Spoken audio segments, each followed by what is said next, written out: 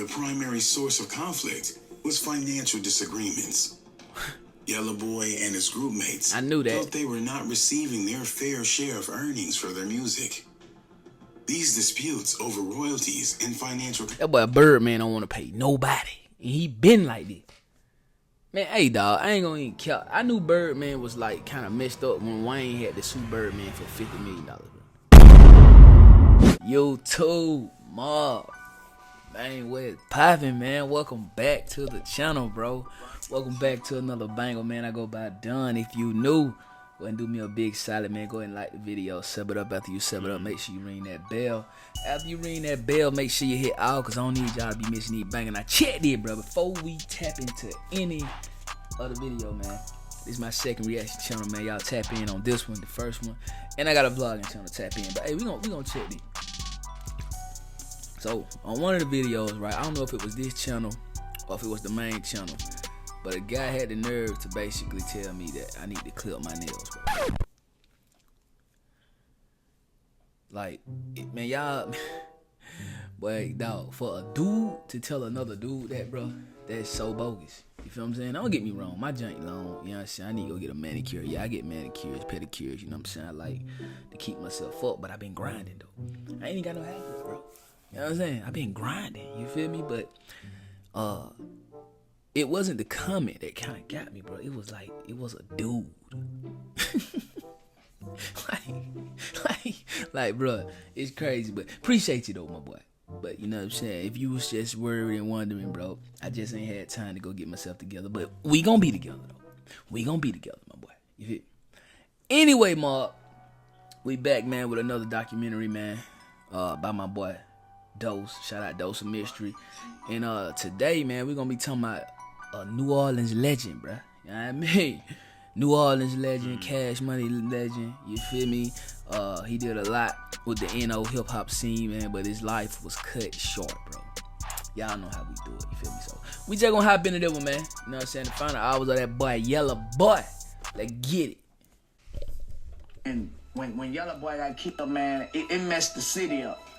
I ain't lying, man. Like, when I used to come around Cash Money, you know what I'm saying, and whatever they was going through at the time, it was like, we the new up-and-coming group, you know, they UNLV, you know. On April 5th, 1997, Yella Boy gets... Right. That was crazy, Now, man. Well, I mean, according to reports, they're saying that he had bought some dope, and he was sitting in his car, and he gets murdered in his car. He got shot in the head. Tragic. On April 5th, 1997, Albert Yella Boy Thomas's life came to a tragic and abrupt end.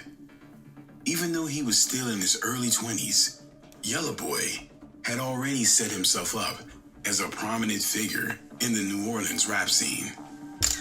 But his promising career was cut short under mysterious and violent circumstances.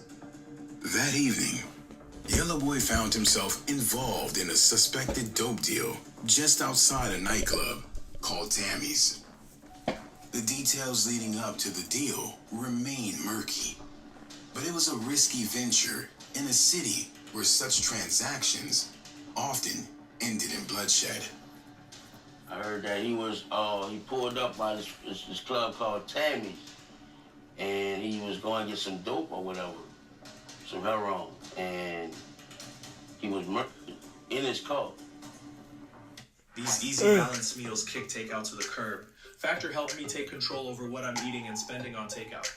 As the night wore on, Yella Boy remained in his parked car, waiting for the deal to proceed. Suddenly, the night took a fatal turn.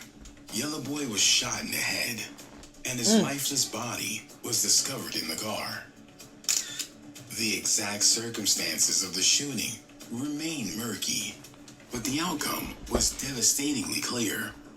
At just 22 years old, his life and promising career were cut short.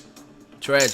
The streets of New Orleans claimed another life, and the hip-hop community was once again plunged into mourning. Pulled off the porch and he would do dirt with me. You know what I'm saying? I could get Yella to do shit with me that y'all ain't gonna do. You know what I'm saying? And we kind of bonded like that, and he was like, man, you can come over here. You know, but at the same time, me and Yah, we still doing our thing with the music and it. Bro, you could tell somebody from New Orleans, bro, Louisiana, bro. They like really, you could tell somebody from New Orleans over somebody from Baton Rouge, bro. Like they got like what they like, you know what I mean? It's crazy though. It's crazy. Like even just to hear him talk is crazy. You know what I'm saying? I ain't gonna care. I don't have people be like they can tell like that I'm like Southern by the way I talk. I can't tell, but yeah. What y'all think, bro? Oh, get back to the video. Okay, my bad. I got you. They had begun to blow up, and Yella wanted a part of it. He wanted to be a part of it. Yella Boy's untimely demise took place in a particularly turbulent period for the hip-hop community, coming shortly after the high-profile hit of Tupac Shakur in 1996 and the Notorious B.I.G. in March 1997. These losses added to a sense of insecurity within the industry, particularly in New Orleans, where tensions were already high. During the time when Yella got killed, I felt like, you know, man, I gotta get my mind right. So I checked myself into a rehab. And I really don't take the credit for that. You know, I feel like it was only God that moved my feet in that direction, because it wasn't a day that me and Yella didn't ride together, or wherever he was, I was, wherever I was, he was. So who's to say that I wouldn't have been in that truck with him? It was widely speculated. Timing is everything, Mark. Remember that. Between Yella Boy and Birdman over royalties and financial matters had reached a boiling point. Okay. And in the aftermath of the shooting on April 5th, rumors and speculation about the motives and individuals involved in Yella Boy's passing began to circulate. Some believed it was a retaliation for a previous incident involving Yella Boy. In contrast, others speculate about more profound, complex motives linked to his business dealings and disputes with the music industry. Yella Boy was born in 1975 and grew up in the vibrant but challenging streets of New Orleans. From a young age, Man, he was excuse me, Mark. exposed Your boy to is the rich tired. musical culture of the city, which would later influence his career in rap. In the early 1990s, Yella Boy... Bro, that look like T Grizzly, bro. So they don't look like T Grizzly, Mark. On the right. They don't look like T Grizzly. Man, that look just like T Grizzly, bro. alongside two other rappers, formed UNLV, which stands for Uptown N-Word Living Violent. The original members of UNLV were Lil Ya, born Yafet Jones, Tech Nine, born Reginald Manuel, and Yella Boy, born Albert Thomas. The trio quickly made a name for themselves with their raw and authentic portrayal of New Orleans street life. Their music combined with the upbeat tempo of bounce with the gritty, hard-hitting lyrics of gangster rap, creating a distinctive sound that resonated with many in their community. UNLV's talent caught the attention of Brian Birdman Williams and his brother, Ronald Slim Williams, who had recently founded Cash Money Records. Recognizing the group's potential, Birdman and Slim signed UNLV as one of their first acts. So before it was the Hot Boys, Juvenile, and like, you know what I mean, Nicki Minaj and Drake, you know what I'm saying? Before Cash Money was Cash Money, it was UNLV, bro. I never knew that, bro. You know what I'm saying? I never knew that. I thought I knew Birdman and Slim had a record label, but I thought Juvie popped it off. You feel me? I thought Juvie, you know what I'm saying, got them they recognition. And he probably did as far as like worldwide, but I guess UNLV popped Cash Money off like in Louisiana. Y'all let me know in them comments, man, because I never knew that. I never heard of UNLV, bro, until I did my homework before I brought y'all this documentary, though, for sure. On their label. This partnership marked the beginning of Cash Money Records' rise to prominence in the Southern rap scene. In 1993, UNLV released their debut album, 6th and Baronne, named after a well-known intersection in New Orleans. My protein, let me get my code, folks. The album I know you saw my local email. acclaim and helped establish the group's reputation. Although the album was not distributed outside the local region, it achieved significant success in New Orleans, establishing Cash Money as a prominent label in the city.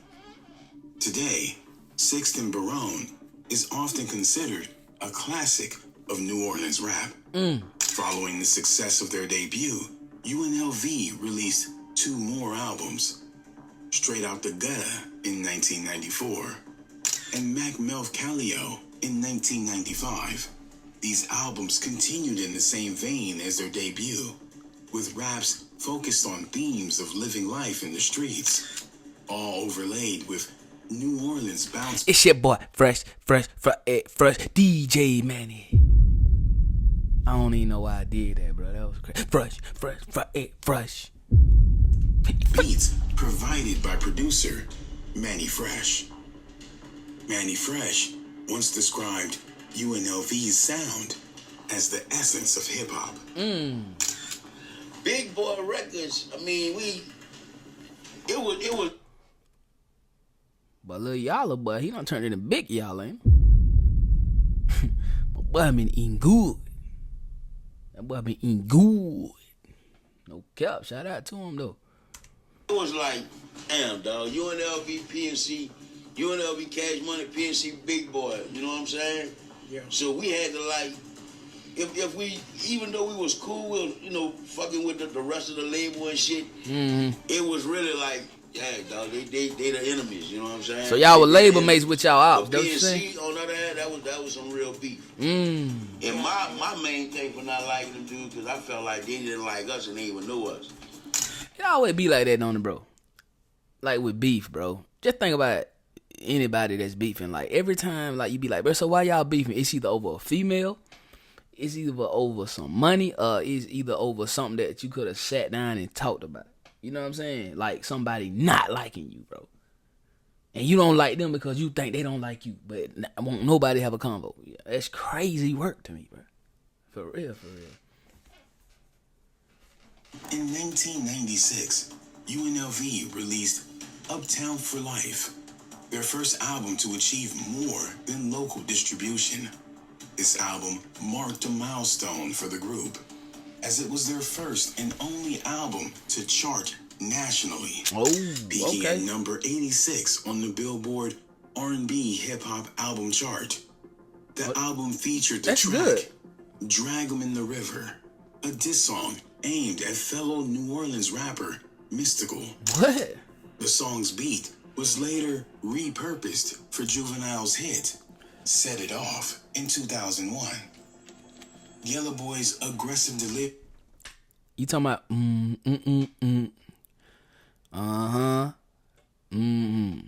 Let me see, man. Set it off in this mother. What's up? Woody, what's up? UNLB. Let's see. Oh, here you go. Let's see. Fake cheerleading, bitch. You want a nigga like me to beware, huh? I'ma show you. I'ma drag him from the river, come his body and chuck y'all, leaving a note around his neck, reading that ass yellow. Bro, how come I ain't never heard this record, bro? Man, fam bam, man. Y'all gotta put me up on game, bro. I ain't know nothing about this, bro. I'm gonna have to do my push-up to that tonight, bro. And lyrical prowess were said to be central to UNLV's success. The outlaws of New Orleans, you feel me? So of course it's like, damn, man. And Yella Boy, to be honest, like he was the fans' favorite. You know, his melodies, how he delivered, his charisma, like everything about his swag, you know what I'm saying? You know, with the mouth full of goals. He pulling up in the red trooper. You know what I'm saying? Like, it just was. But Turk serious as hell too, boy. Man. You know somebody's serious when they be The talking group's with their music hands, bro. You know what I'm was saying? Like, characterized by its confrontational style and vivid depictions of street life, making them pioneers in the gangster bounce genre. Their influence extended beyond their immediate success, helping to lay the groundwork for future artists on the Cash Money label. Despite their success, tensions within UNLV and between the group and Cash Money Records began to rise. The primary source of conflict was financial disagreements. Yella Boy and his groupmates I knew that. felt they were not receiving their fair share of earnings for their music. These disputes over royalties and financial that boy Birdman don't want to pay nobody. And he been like this. Man, hey, dog, I ain't gonna even care. I knew Birdman was, like, kind of messed up when Wayne had to sue Birdman for $50 million, bro. Like, how you don't want to pay your son, bro? You feel me? How you don't want to pay Wayne? Like, that's crazy to me, bro. That's crazy work to me. But I ain't gonna care. They say to make it to, like, they say to get the kind of money that, like, Birdman and Jay-Z and P. Diddy and them got, bro, you gotta kind of be a tad bit selfish, bro, to even reach, like, that kind of $100 million status. And Birdman been selfish as hell, bro. Proof in the pudding. Shout out to Bird, though. sensation led to increased frustration and distrust. UNLV was getting hot in the city, blowing up. And it was time to, I think, renew the contract or something. And Yella was like, man, first of all, we hot, we blowing up, we want a nationwide deal. We tired of this local stuff. And Baby like, man, you gotta be patient. See, Baby looking at it, Baby had money from the streets. So he good. Yellow, coming from the hood, selling. So it's like, man, listen, we got some hot song. It's time to get us a big deal. So they arguing about that, and they had to fight. One of the most significant points of contention was between Yella Boy and Brian Birdman Williams, co-founder of Cash Money Records. It was rumored that Yella Boy allegedly pistol-whipped Birdman during an argument over these financial issues. This altercation didn't end there. It was further reported that Yella Boy also shot at Birdman's truck, which was parked in front of the Melponine projects. Not Stunner. It was a rumor that Yellow went and shot the house up. I didn't see that. I don't believe that. That's what they running with, people saying that. But I don't believe that happened. But Yellow started riding around with that pump shotgun, though. And he was playing that Dragon from the River, too. He's riding around that pump with the pump shotgun and playing that Dragon from the River. He had his silver. Gangsta say he don't believe it happened, so it probably didn't happen, bro. You know what I'm saying? It probably didn't happen. You feel me? Because if it would have happened, we all know, like, Gangsta was really a crash shot for, I think, what Gangsta number from? Magnolia? Cause P number from the Calio, right? And I think Gangsta number from the Magnolia. So Gangsta was ready to crash shot, bro. So all Birdman had to do was snap his fingers, and Gangsta would have crashed out on Yella. You feel me? So if Gangsta say, nah, that was just a rumor, bro, then I kind of, unless Gangsta trying to hide something, I don't know. There was a trooper, a silver trooper, with a lot of sound that he would go all through the 17 wall looking for Mystical. Yella was a wild boy. Wild boy. These violent confrontations indicated the severe frustration and animosity that had developed between Yella Boy and Cash Money Records management. The pistol whipping incident, in particular, had been cited by many as a pivotal moment that escalated the conflict to dangerous levels. So it This happened? act of aggression allegedly played. Man, y'all get in the comment. Anybody from New Orleans? Anybody from Louisiana? Bam, like, what y'all heard about the pistol whipping incident, bro? So did it happen, bro? Because Gangsta said he don't believe it, bro. So apparently he didn't see it. Like, I need somebody to let me know, like, this man, you know what I'm saying, this wild boy, Yella Boy, he pistol whip Stunner Man. That's my question. I need to know. Jump in them comments right now.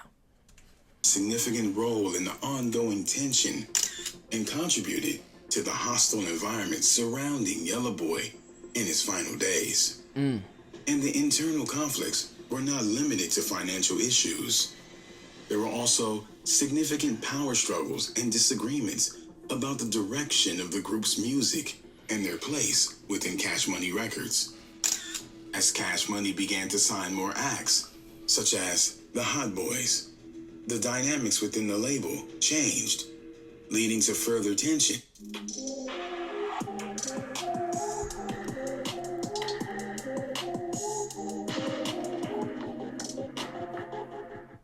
And competition among the artists.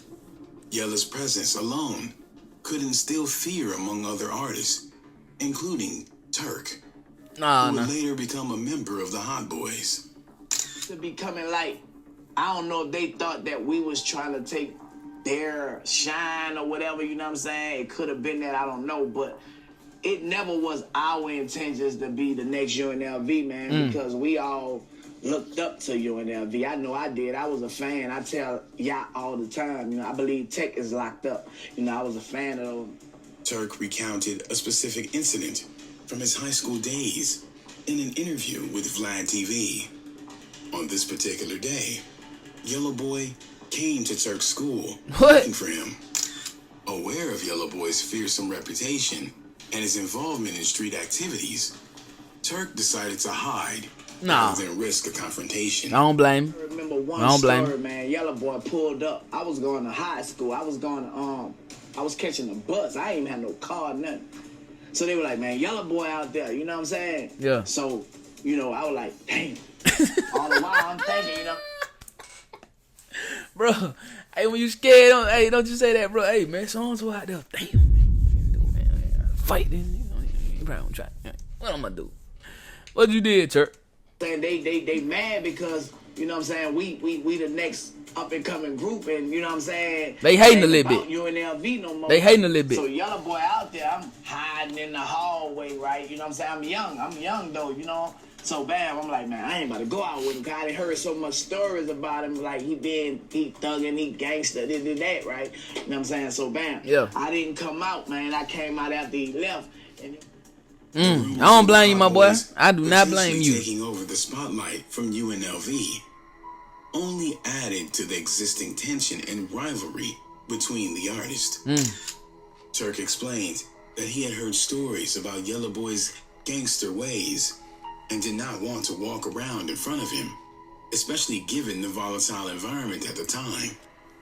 This fear was not unfounded, as Yella Boy's aggressive actions had earned him a formidable reputation in the New Orleans rap scene. The culmination of these conflicts led to a breaking point. In 1996, it was rumored that Birdman wanted to drop UNLV from the label due to the ongoing disputes and things escalating. This decision was met with fierce resistance from Yella Boy, who was deeply committed to the group's success and their position within Cash Money Records. I don't think he understand it. Like, I don't think he understood, like, being dropped. Like, or maybe back in the day that wasn't a good thing. That's what I'm thinking. Cause he now, like, if a label drop an artist, bro, you don't even need a label. You can just do your thing and just come up independently. But I guess back in the day, if you got no money, you got no creativity, bro, you kind of need that label to back you. So I guess I can see why he was kind of upset about Baby dropping him. Well, there was a rumor that there were some unpaid royalties around that time. Yeah, we didn't find out that until, like, once we had got off the contract. That's when, you know, we went to discovering, like, damn, you know, everything we done had this and, you know, had that, and ain't nothing but in our name. That's Baby. So that's when the attorneys came. That Birdman. Like that. And we found out that, you know, we had some unpaid royalties. And we also found out that, you know, I don't know how clear to put it, but they didn't know what they was doing. So, you know. I can see that. I can see that. Centered around Birdman Williams. Bam, I'm back, man. I changed the direction of the camera, bro. You know, I think I like it like this. How y'all like? I like it like this, bro. I think this dope right here for sure. Anyway, let's get back to it, man. Involvement in Yella Boy's hit. Yella Boy's aggressive actions included, supposedly, shooting at Birdman's car and house, further fueled these speculations. Many believe that Birdman might have sought retaliation for these confrontations, leading to suspicions about his role in Yella Boy's hit. Adding to the intrigue, Birdman's 2002 song, What Happened to That Boy, featuring clips, contained the line, what happened to that boy? He was talking shit. What happened to that boy? What happened to that boy? Okay. That song was about Yella Boy? We put a clap into that boy. Some have interpreted this line as a veiled reference to Yella Boy's hit. However, Birdman has consistently denied any involvement, stating in a 2002 interview with XXL, "That's some shit I don't know nothing about." Despite his denial, What he supposed to these say, though? rumors persist. Fellow UNLV member Lil Ya had also addressed these rumors. In various interviews, Lil Ya has refuted the claim that Birdman was involved in Yella Boy's hit. He expressed his belief that the song, What Happened to That Boy, was not a reference to the incident and that Birdman had no role in Yella Boy's passing. Lil Ya's statement had provided some counterbalance to the speculations, but have not entirely quailed the rumors. Well, Yella, You can order almost anything off of the internet these days, so why aren't you doing the same with your contact lenses? Seriously, I remember going out of my way just to drive all the way to... and Baby had a physical fight during the Uptown for Life period. You know, we were shooting a video for Uptown for Life. They had a physical fight. They got into a whoop-de-whoop. You know, that shit was squashed a couple of weeks later. You know, before as the pistol whipping and all that shit, that's rumors, man. Yella did actually go to his house looking for him and, you know, shot up the house and shit. What? But pistol whipped him and, nah, he didn't do that, man. Another figure who had been mentioned in connection with Yella Boy's death is Terrence Gangsta Williams, Birdman's half-brother. That's been murder that people, whoever just been silent with it. It's just been quiet. It's just like nobody never talked about that. People always talk about the fight, talk about the song, talk about how wild Yella was, but they've never had someone to come out and say, yeah, I know one did that, or that come from this hood or this block. They just found him in the truck with hair, getting high. Terrence Williams has a notorious reputation. He did that shit, bro. He did it, bro. Come on, man. Come on, bro. Me personally, I think Terrence Gangsta Williams, I think he's a tad bit of a serial killer. You know what I'm saying? I think Terrence Gangsta Williams, right? I feel like him speaking on it, it kind of makes him relive it. And he's basically throwing it in all of our face, even the cops' face, that y'all ain't never find out that I did that. But come on. If that man was into it with Bird, this right here was one of Bird's top shooters at the time. Come on, man. In the New Orleans underworld, and his involvement in various criminal activities have made him a person of interest in this case. In interviews, Williams has denied any involvement in Yella Boy's hit, suggesting that others with closer ties to Yella Boy might have been responsible. Feds had the feds cleared me from that because they had to do their investigation. Oh. So it happened, Birdman, Slim, Lil Wayne, Juvenile, BG Turk, Eric, all those was out Lafayette at a concert. And it was at them little motel, looked like a little house. Who was there. Tech 9 drove out there to tell us that Yella had got killed. But it's sad because people will point the finger and say, I did this or did that, and I'll be with the president, but because of my reputation for them knowing me doing stuff, I get blamed for it. He emphasized that. I apologize then. He probably didn't do it. My personal opinion, I still think he did it. I ain't lying. Yella Boy's former associates could potentially lead to an answer, though many of them are either deceased or incarcerated. The lack of concrete evidence and numerous speculations have left Yella Boy's hit officially unsolved. Yella Boy's farewell service was a deeply personal affair, with his closest family and friends gathered to say their final goodbyes. The rapper was laid to rest in the city that shaped his life and career. His grave has since become a site of remembrance for fans who continue to honor his legacy and the music he left behind. Rest in peace, Yella Boy. Dang, man.